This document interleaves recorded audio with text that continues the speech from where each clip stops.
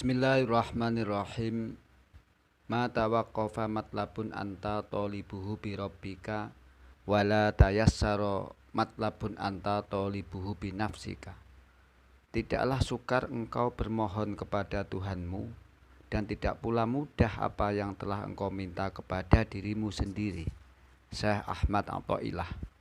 Hamba yang meminta dan bermunajah kepada Allah, bertawakal dan mencukupkan Allah sebagai pemberi tentang masalah dunia dan akhirat, pasti diterima permohonannya. Syaratnya ialah menyandarkan segala yang diinginkan hanya kepada Allah.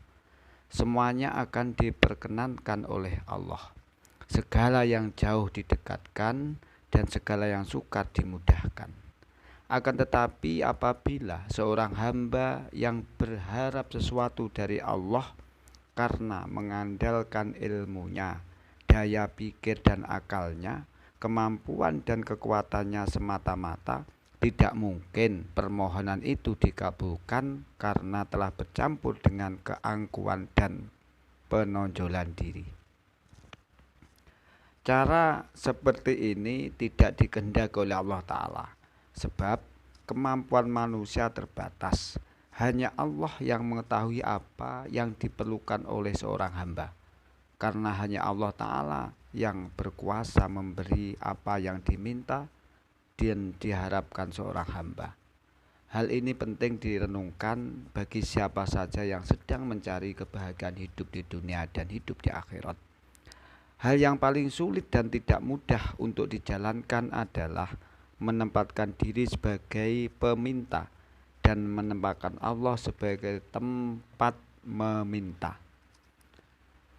Di sini dari si peminta harus dimusnahkan, harus ditiadakan. Hamba harus sirna dan hina di hadapan Khalik. Hamba adalah sosok yang tidak berarti apa-apa di hadapan Allah Subhanahu wa Ta'ala. Sebab kelak yang akan dilaksanakan adalah kehendak Allah, bukan kehendak makhluk. Oleh karena itu, seorang hamba hendaklah menjadi peminta yang tahu diri agar apa yang diminta dikabulkan oleh Allah Subhanahu wa Ta'ala. Segala sesuatu yang diharapkan dari Allah tidak terlepas kaitan dengan apa yang ada dalam diri seorang hamba. Kebersihan hati, ketaatan, ketekunan, kesabaran, rintihan yang disampaikan, ketiadaan dirinya sendiri, ketergantungannya yang dimulai dengan tekun dari awalnya, tentu permohonannya akan dipenuhi oleh Allah Subhanahu wa Ta'ala.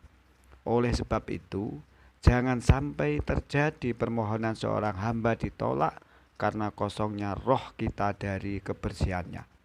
Barang siapa yang menyangka bahwa apa yang diharapkan akan dipenuhi Allah karena mengandalkan kemampuan akal dan hartanya, tentu ia akan putus asa dari perbuatan itu. Demikian juga orang yang bergantung dengan dirinya sendiri dalam meminta kepada Allah, niscaya akan mengembalikan pada si pemohon sendiri supaya ia menolong dirinya sendiri. Makrifat yang tinggi ialah menyerahkan segala sesuatu hanya kepada Allah, kemudian menunggu dengan sabar, ridho dan tawakal. Itulah jalan para sholihin dan shodiqin. Wallahu a'lam bishawab.